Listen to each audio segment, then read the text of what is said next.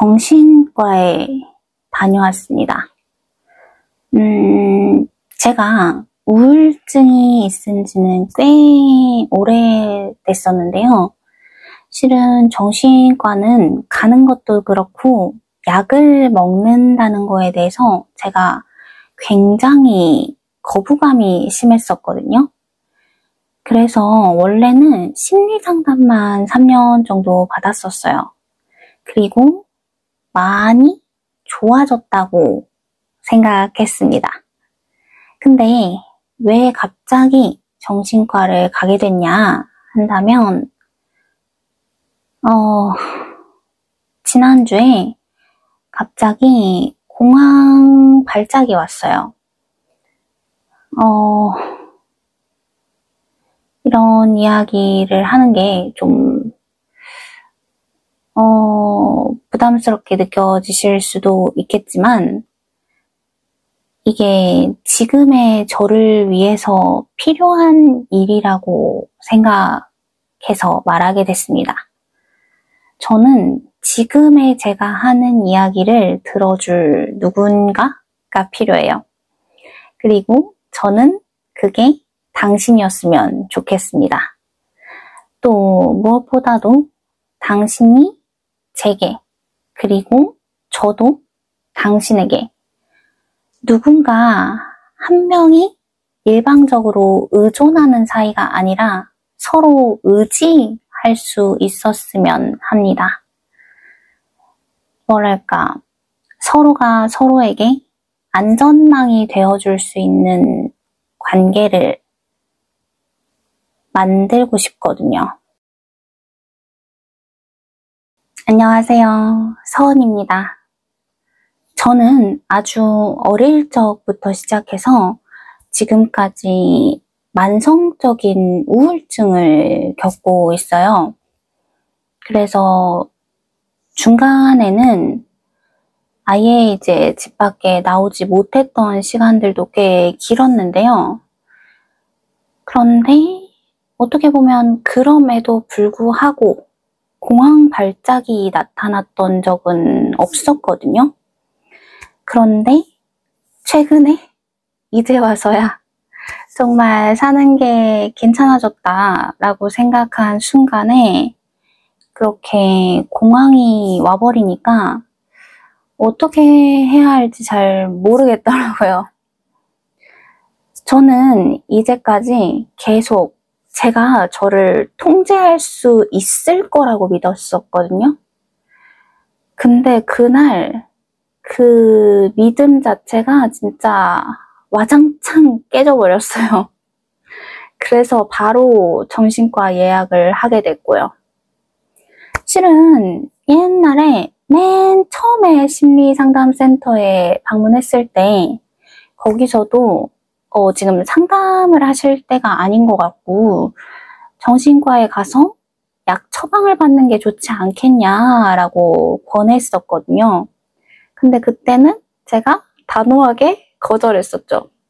그 약에 거부감도 있었지만 저는 제가 왜 우울해졌고 이렇게 됐는지를 알고 있었거든요. 물론 그 원인을 해결할 수는 없고 이미 다 지나간 일이니까 바꿀 수도 없죠. 그렇지만 그거를 좀 잘 풀어준다면, 그래서 제가 그걸 흘려보낼 수 있게 된다면 당연히 나아질 수 있을 거라고 확신했었어요. 그래서 상담을 거의 3년 가까이 받았죠. 그리고 저한테 그게 확실히 효과가 있긴 했습니다. 예전하고 비교해보면 확실히 많이 나아졌어요. 근데 많이 좋아지고 효과도 있었지만 해결이 안 되는 부분이 있더라고요. 제가 계속 긍정적인 생각을 하려고 노력하고 나를 믿으려고 노력하고 나를 또 아끼고 사랑하려고 노력해서 많이 좋아졌는데 이게 사람의 의식의 층이라고 해야 되나? 이런 게 얕은 부분부터 아주 깊은 무의식까지 나뉘어져 있잖아요. 그러니까 제가 바꾼 부분은 아주 위에 부분? 어떻게 보면 그냥 표면적인 부분인 거죠. 물론 그만큼 바뀐 것도 제가 대견하긴 하지만 조금 힘들어지거나 하면은 정신이 아무리 이걸 끌고 가려고 해도 몸이 안 따라주더라고요. 저는 특히 저에 대한 기대치가 아주 높은 사람이고 또 저에게 굉장히 엄격한 사람이기 때문에 이 정신과 몸의 괴리감이라고 해야 되나? 이게 점점 커졌어요. 그러니까 저는 계속 이 정신 상태를 유지하고 싶어 하는데 몸은 이걸 버틸 준비가 안 되었던 거죠.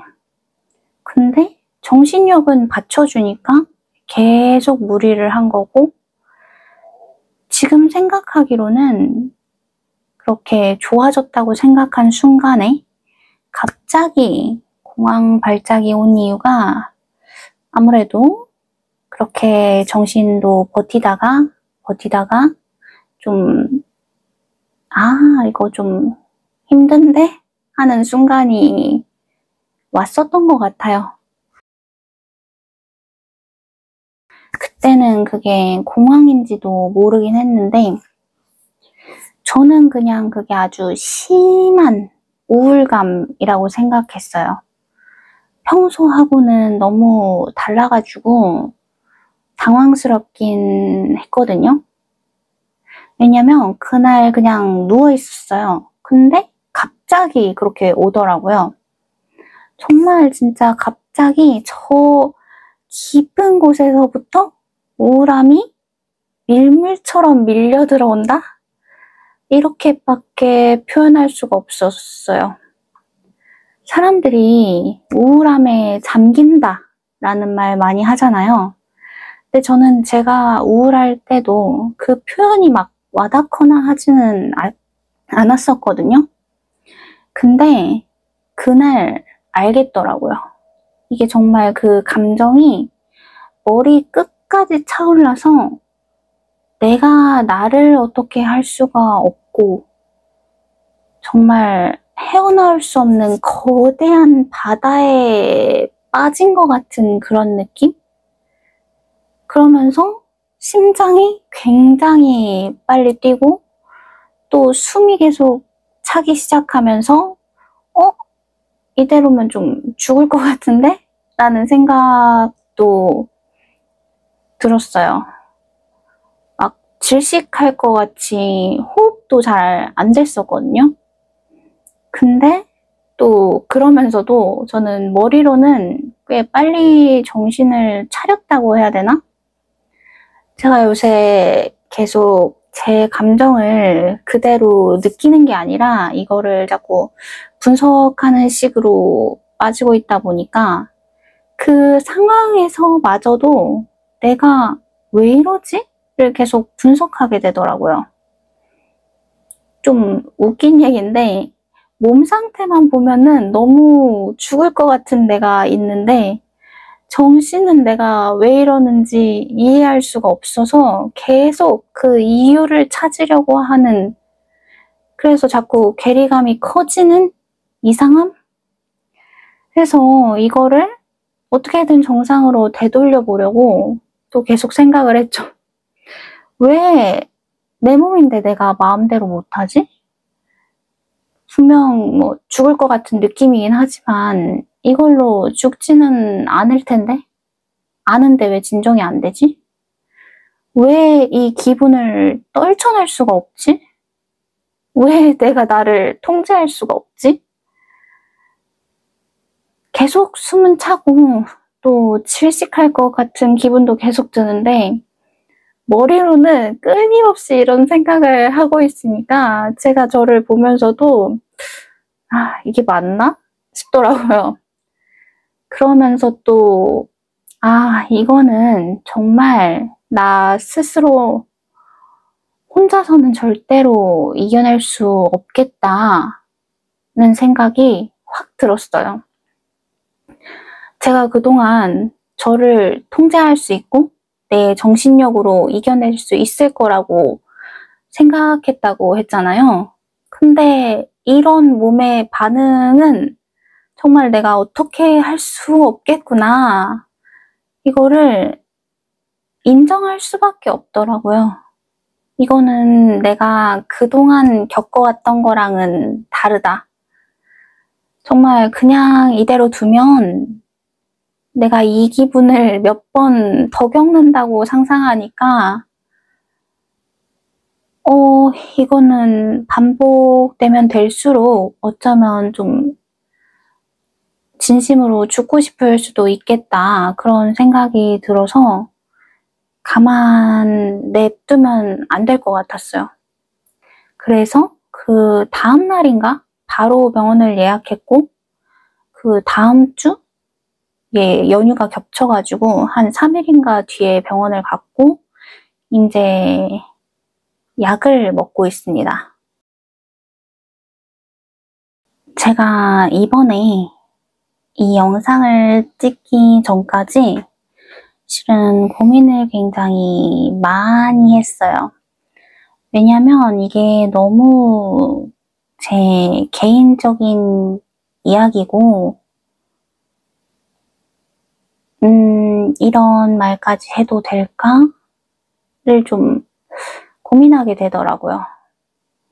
근데 여기가 결국엔 제가 제 얘기를 하고 싶어서 만든 공간이고 또 이걸 통해서 이제 다른 분들과 연결돼서 저도 소통을 할 수 있는 공간을 만들려고 했던 게 목적이니까 그냥 내가 하고 싶은 말을 다 해보자 해서 하게 됐습니다. 그리고 지금으로서는 그냥 어디에든 털어놓고 싶기도 했었거든요. 원래는 저한테 이제 대나무숲 같은 친구가 있는데 근데 제가 그 사람들한테도 이런 힘든 얘기를 계속 하는 것이 저한테 너무 부담이 되는 순간이 됐어요. 뭔가 말을 하고 싶긴 한데 그 사람들한테 더 이상 의존하기에 내가 너무 이건 아닌 것 같다? 어떻게 보면 이게 너무 심해지면 상대가 저를 좀 버릴까봐? 그런 마음 때문인 것 같기도 하고요. 아무튼 그래가지고 최근에 우울함이 좀 찾아왔어도 아무한테도 말을 하지 않았었어요. 그 공황이 오고 나서도 말을 하지 않았었고 실은 저는 그게 공황 발작인지도 몰랐거든요. 그냥 이거 좀 심한데? 이 정도면 병원에 가야겠는데? 하고 병원 예약을 해둔 건데 이제 병원에 가기 전에 친한 심리학 교수님하고 통화를 하고 있었는데 이제 어쩌다 보니까 제가 또 좀 자연스럽게 그런 얘기를 하게 됐는데 그게 공황이라고 알려주시더라고요. 그러면서 하시는 말씀이 저보고 왜 자꾸 그렇게 감정을 드러내지 않으려고 하냐, 왜 그렇게 자꾸 눌러두냐고. 그 다른 누군가가 제 유튜브를 보더라도 네가 힘들다는 걸, 지금 네 상황이 어떻다는 걸 알아차릴 수 있는 사람이 있겠냐고. 저는 그게 제가 보여주고 싶은 모습을 보여주는 거니까 당연히 좋은 모습만 보여주는 게 맞지 않나? 라고 생각했거든요.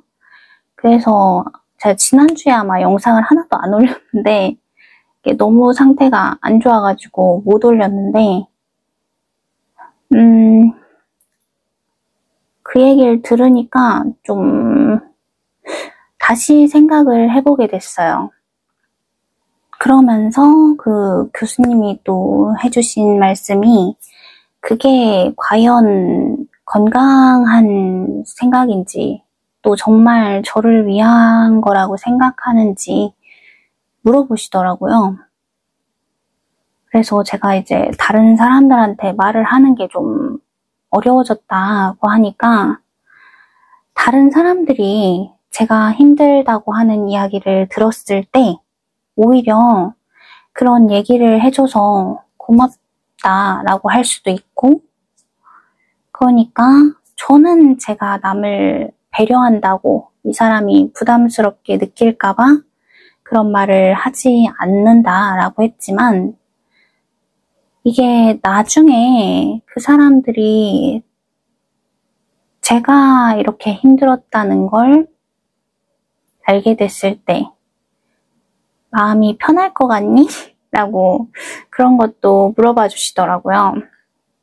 그래서 그 말을 듣고 생각해 보니까 저는 제 친구가 그렇게 말을 하지 않았다가 나중에 안 좋은 선택이라도 하게 된다면 너무 자책할 것 같더라고요. 그래서 좀 바꾸긴 해야겠다. 이거를 말을 좀 해봐야겠다 라고 생각은 했는데 또 그렇게 생각을 하고도 근데도 계속 그 말을 못 하겠는 거예요. 이번 달아서 왜 이렇게 말을 꺼내기가 힘든지 자꾸 그